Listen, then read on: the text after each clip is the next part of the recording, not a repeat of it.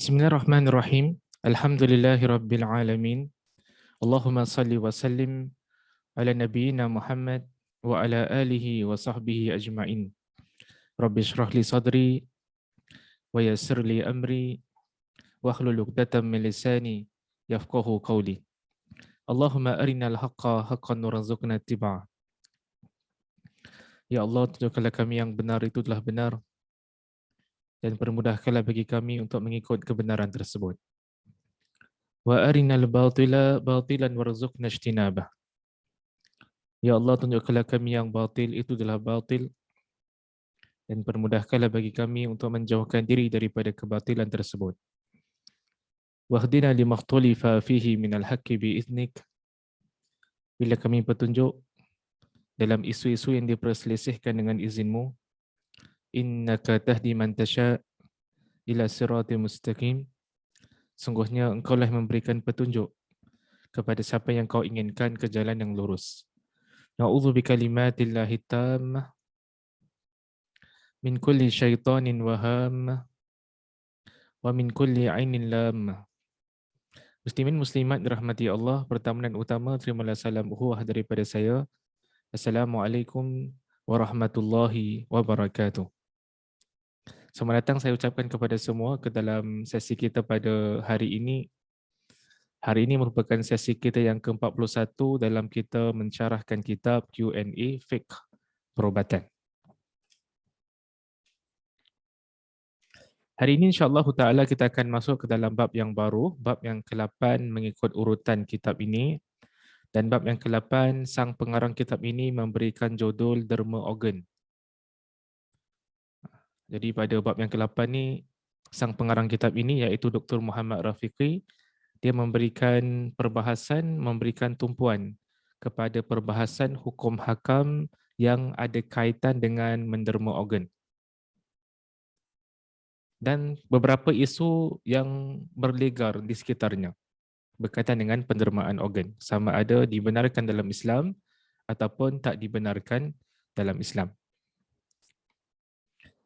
Sebelum kita mulakan dengan membahaskan tentang isu derma organ ni, suka saya untuk kita ulang kaji sikit apakah poin-poin penting yang telah kita sentuh pada sesi minggu lalu. Pada sesi minggu lalu kita membahaskan tentang isu penyewaan rahim, yang mana kita bahaskan tentang hukum bagaimana kalau benih datang daripada seorang suami dan benih datang daripada isterinya sendiri. Kemudian disenyawakan lalu ditumpangkan pada rahim wanita yang ketiga.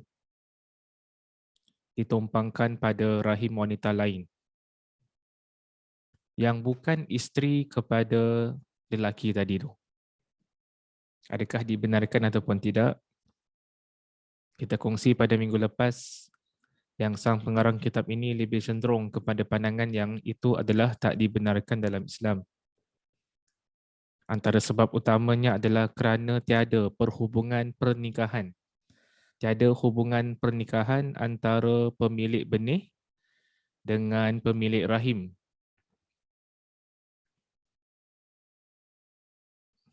Oleh kerana tiada hubungan pernikahan antara pemilik benih dengan pemilik rahim, maka ramai di kalangan para ulama termasuklah sang pengarang kitab ini lebih cenderung kepada pandangan yang itu adalah tidak dibenarkan mengikut ajaran Islam. Yang dibenarkan dalam Islam adalah apabila benih datang daripada suami, benih datang daripada isteri, kemudian disenyawakan dan diletakkan dekat rahim ataupun badan isterinya sendiri. Itu yang dibenarkan di dalam Islam. Hari ini kita masuk ke dalam bab yang ke-8 yang membincangkan tentang derma organ. Jadi ada beberapa isu yang dibangkitkan oleh sang pengarang kitab ini berkaitan dengan hukum derma organ. Sebelum dia bahaskan dengan lebih detail tentang hukum menderma organ, dia terlebih dahulu membahaskan tentang definisi dan apa yang dimaksudkan dengan derma organ. Jadi apa kata sang pengarang kitab ini? Dia kata yang dimaksudkan dengan derma organ dalam bab yang ke-8 ini adalah pemindahan anggota badan yang sihat daripada penderma kepada penerima bagi mengambil peranan anggota yang asal. Kita selalu panggil sebagai derma organ ataupun dalam bahasa Inggeris dipanggil sebagai organ transplant. Kan? Jadi bila ada organ transplant, bila ada pendermaan organ, maksudnya dekat situ dia melibatkan sekurang-kurangnya dua belah pihak. Pihak yang menderma dengan pihak yang menerima. Dia melibatkan dua belah pihak. Dan pendermaan organ ni dia ada boleh dikategorikan, boleh dipecah-pecahkan lagi, dibahagikan kepada beberapa kategori. Dan itu juga yang dilakukan oleh sang pengarang kitab ini sebelum dia membahaskan dengan lebih lanjut tentang hukum penjualan organ ataupun pendermaan organ, dia membahaskan tentang isu pembahagian pemindahan anggota badan berdasarkan hubungannya dengan penerima.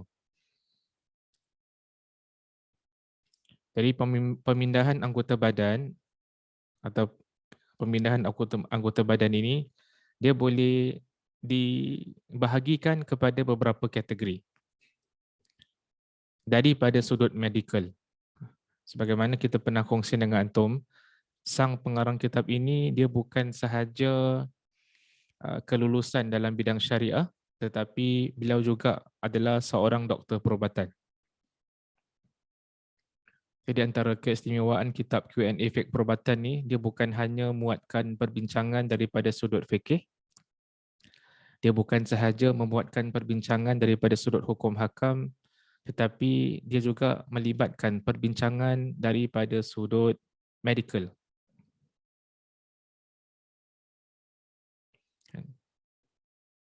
Jadi dibahaskan tentang pemindahan anggota badan, dia ni boleh dibahagikan kepada sekurang-kurangnya 4 kategori yang berbeza. Jadi apakah 4 kategori tersebut? Mari kita lihat. Yang pertama sekali adalah pemindahan organ daripada suatu tempat ke tempat yang lain pada tubuh individu yang sama. Yang dipanggil sebagai autograft. Pemindahan organ. Transplantation of organs. Dari satu tempat ke tempat yang lain. From one part of the body to another, in the same person. Jadi jenis yang pertama, kategori yang pertama, berlaku pemindahan organ. Tetapi yang memberi dan yang menerima adalah individu yang sama.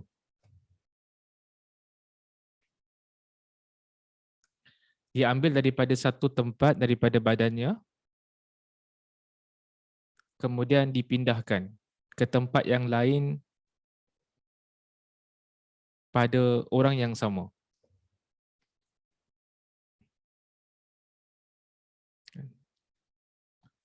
Contoh yang diberikan oleh sang pengarang kitab ini adalah pemindahan kulit daripada peha seseorang ke kawasan muka yang terbakar.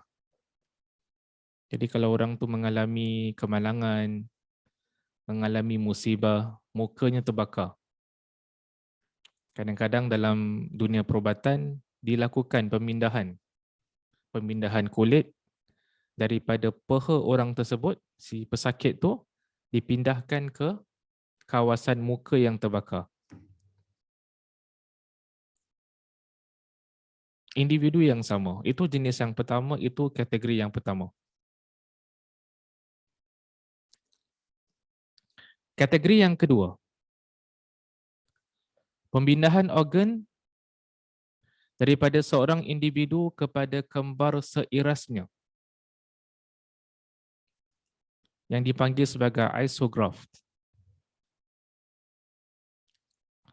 pemindahan organ daripada seorang individu kepada kembar seirasnya.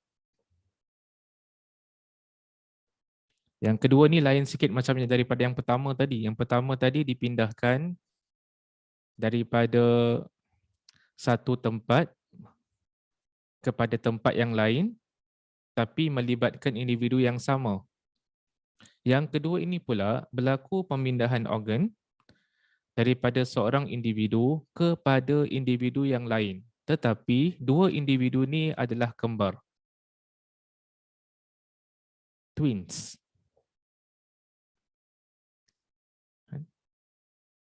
Itu jenis yang kedua. Jadi jenis yang kedua ni dia melibatkan dua belah pihak yang berbeza. Tetapi dua belah pihak ni, yang pemberi dengan penerima ni, mereka connected. Mereka ada kaitan, ada hubungan, mereka ni kembar.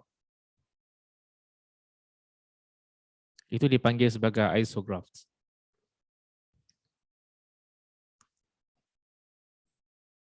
Kita beralih kepada yang ketiga.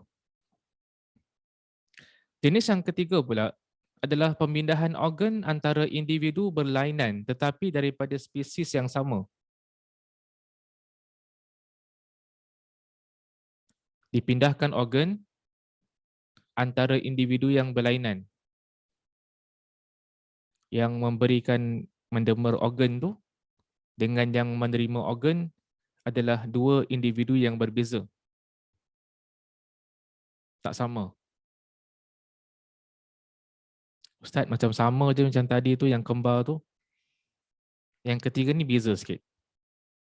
Yang ketiga ni, mereka berdua ni bukan kembar.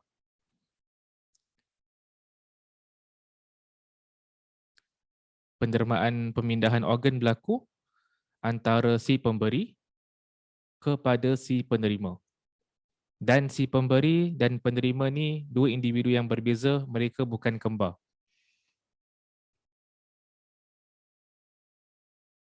Daripada spesies yang sama. Spesies yang sama maksudnya kita lah manusia dengan manusia. Bukan manusia dengan haiwan. Jadi pemindahan organ yang berlaku antara individu yang berlainan tetapi sama-sama manusia, maka itu dipanggil sebagai allografts daripada sudut term istilah medikalnya. Kita beralih kepada yang keempat adalah pemindahan organ antara spesies yang berlainan.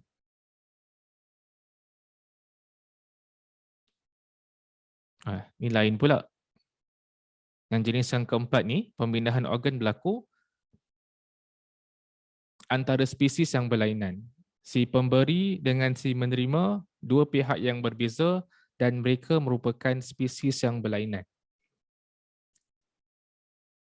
Spesies yang berlainan kita berikan contoh adalah antara manusia dengan haiwan.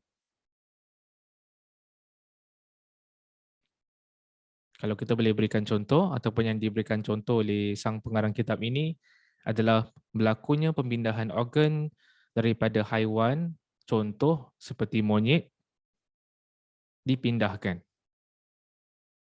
kepada manusia. Spesies yang berlainan.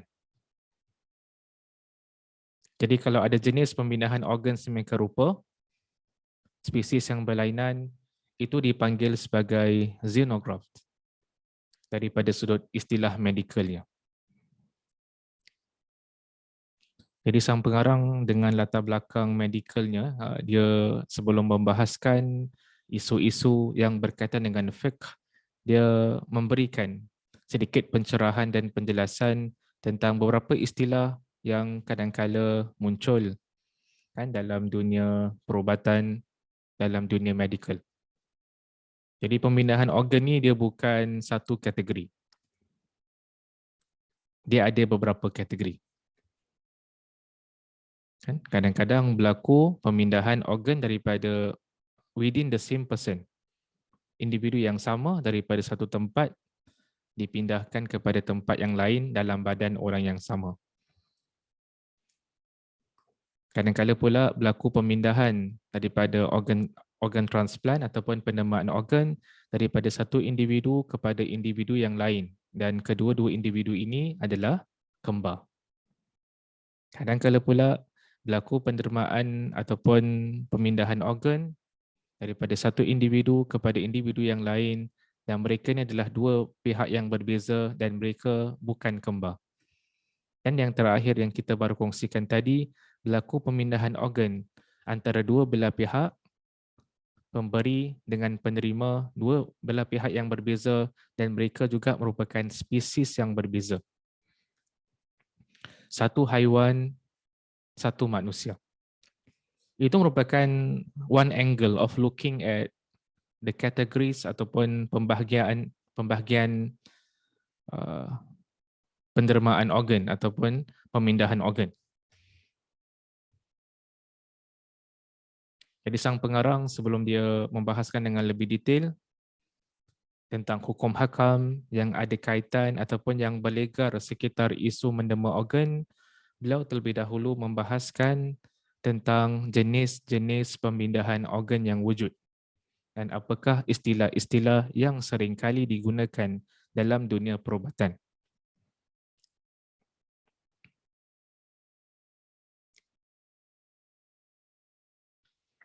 Perbahasan ketiga yang kita nak bangkitkan pada malam ini,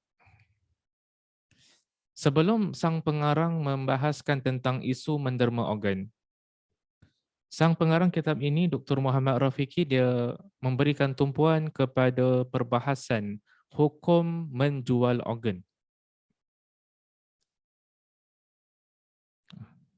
Menjual organ, selling.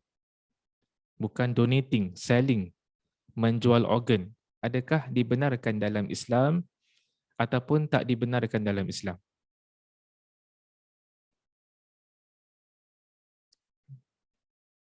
Apa kata sang pengarang kitab ini? Sang pengarang kitab ini mengatakan yang menurut jumhur hukumnya haram. Jadi jumhur tu maksudnya adalah menurut majoriti di kalangan para ulama. Hukum menjual organ anggota badan manusia, tak kisahlah mana-mana tempat daripada anggota badan kita, hukum asalnya adalah diharamkan. Ini merupakan pandangan jumhur di kalangan ulama. Ini merupakan pandangan kebanyakan majoriti di kalangan para ulama semasa.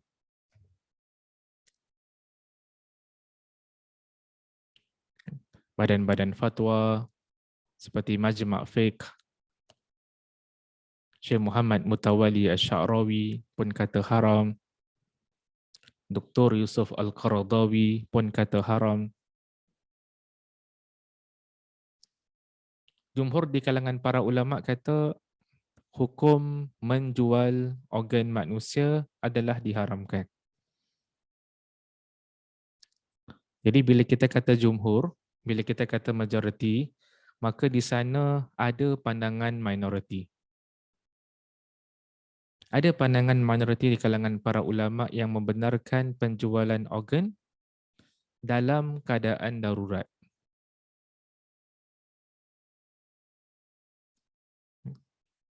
Dalam keadaan darurat, ada segelintir di kalangan para ulama syariah yang membenarkannya.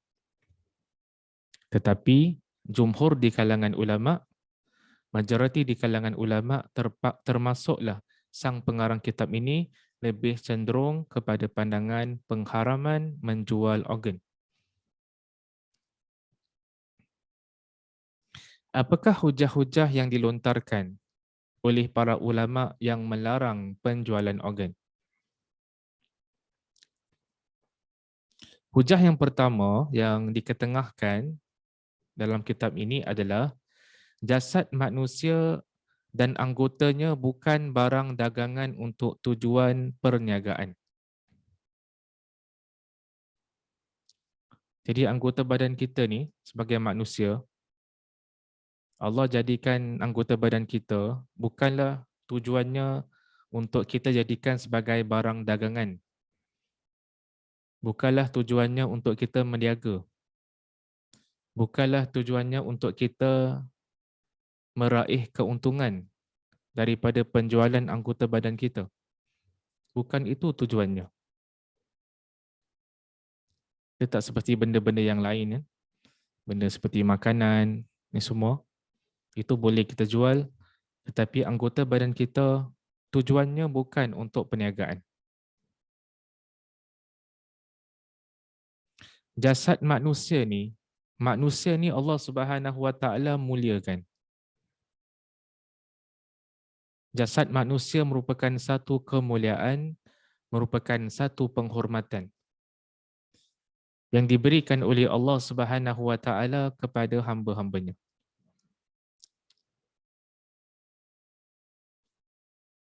Dan sang pengarang kitab ini dia menukil untuk dia support this particular first point ni, first argument, hujah yang pertama ni, dia menukil beberapa potong firman Allah Subhanahu Wa Taala untuk menunjukkan yang Allah Subhanahu Wa Taala muliakan anak Adam, muliakan manusia ni.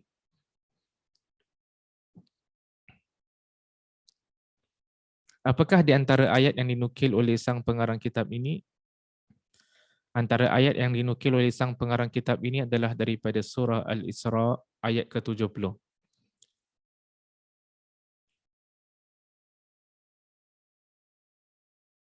Kata Allah Subhanahu wa taala, a'udzu billahi minasyaitonir rajim. Walaqad karramna bani Adam wa hamalnahum fil barri wal bahr. ورزقناهم من الطيبات وفضلناهم على كثير ممن خلقنا تفضيلا. Yang artinya, dan sesungguhnya telah kami muliakan anak Adam. Kami angkut mereka di daratan dan di lautan.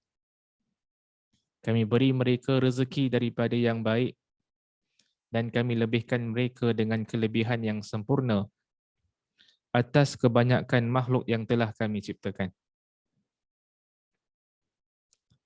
Jadi dalam ayat ini kita lihat Allah Subhanahu Wa Taala mengatakan sungguhnya telah kami muliakan anak Adam. Allah Subhanahu Wa Taala memuliakan anak Adam. Allah Subhanahu Wa Taala menciptakan anak Adam ni iaitu manusia dengan bentuk yang indah. Allah Subhanahu Wa Taala kurniakan perkara-perkara yang istimewa kepada manusia. Manusia antara keistimewaan yang diberikan kepada mereka adalah mereka ni boleh berfikir. Mereka diberikan akal. Allah muliakan anak Adam.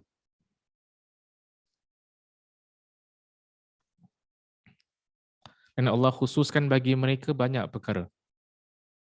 Pelbagai jenis makanan, pelbagai jenis minuman, pelbagai jenis pakaian. Allah Subhanahu Wa Taala memuliakan anak Adam.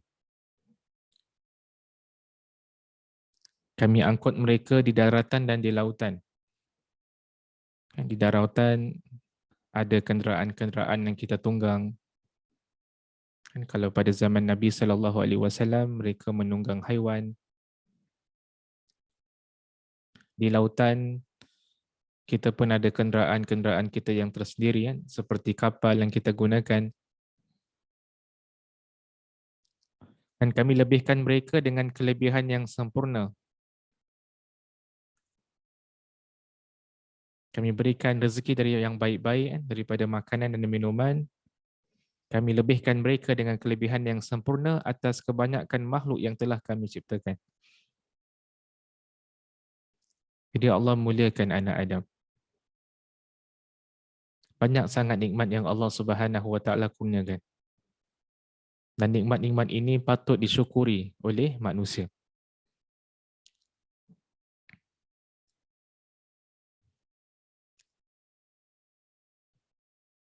Hujah yang kedua, kenapa penjualan organ ni adalah tak dibenarkan dalam Islam menurut jumhur di kalangan para ulama adalah Allah Subhanahu wa taala sebagai pencipta dan manusia hanya sebagai pemegang amanah sesuai dengan kehendak penciptanya, bukan untuk dijual beli. Jadi Allah Subhanahu wa taala yang menciptakan kita, Allah Subhanahu wa taala yang menciptakan tubuh badan kita, anggota badan kita. Kita ni sebagai pemegang amanah. Dan anggota badan kita ni tujuannya bukan untuk dijual beli. Itu merupakan hujah yang kedua yang diketengahkan oleh sang pengarang kitab ini. Hujah yang ketiga yang dilontarkan adalah menjual tubuh ataupun organ manusia bererti menggunakan milik Allah dengan seluas-luas dan sewenang-wenangnya tanpa keizinan dan tiada manfaat besar yang diharapkan. Itu merupakan hujah yang ketiga yang diketengahkan oleh sang pengarang kitab ini. Dan hujah yang keempat, yang terakhir, adalah jual beli organ ini akan membuka peluang kepada kerosakan yang lebih teruk dan negatif. Takut-takut orang-orang miskin yang ada financial difficulties, mereka akan mula untuk menjual organ untuk mendapatkan wang. Takut-takut kalau ada fatwa yang membenarkan penjualan organ, dia akan membuka pintu mafsadah, pintu keburukan. Takut-takut orang miskin yang terdesak sangat nakkan harta, takut-takut mereka mula untuk menjualkan sebahagian anggota badan mereka demi semata-mata untuk mendapatkan harta. Jadi takut-takut dia akan membawa kepada satu kerosakan, satu mafsadah, satu keburukan yang lebih teruk dan negatif.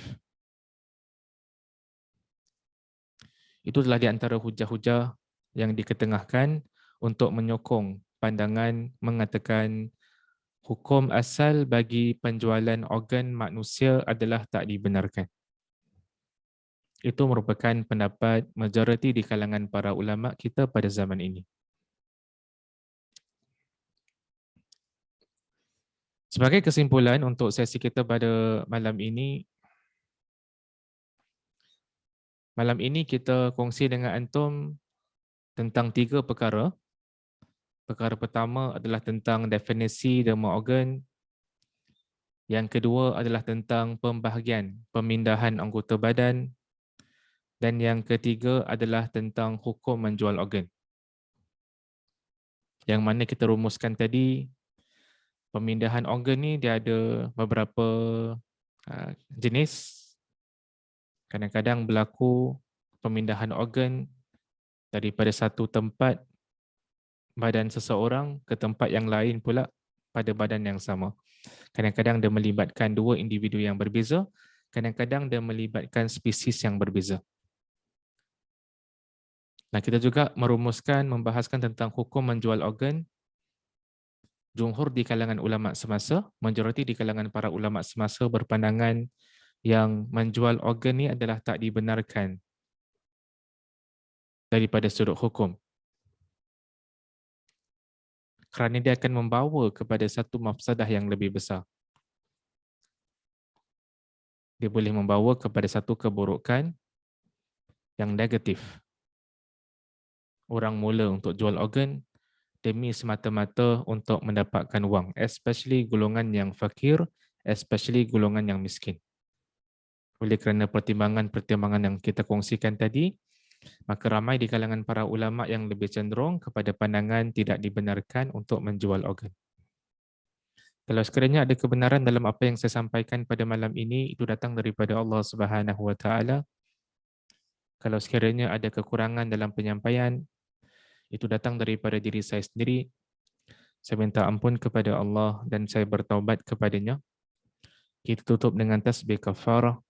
Subhanakallahumma wa bihamdika. Ashhadu an la ilaha illa anta. Astaghfiruka wa atubu ilaik. Sekian. Assalamualaikum warahmatullahi wabarakatuh.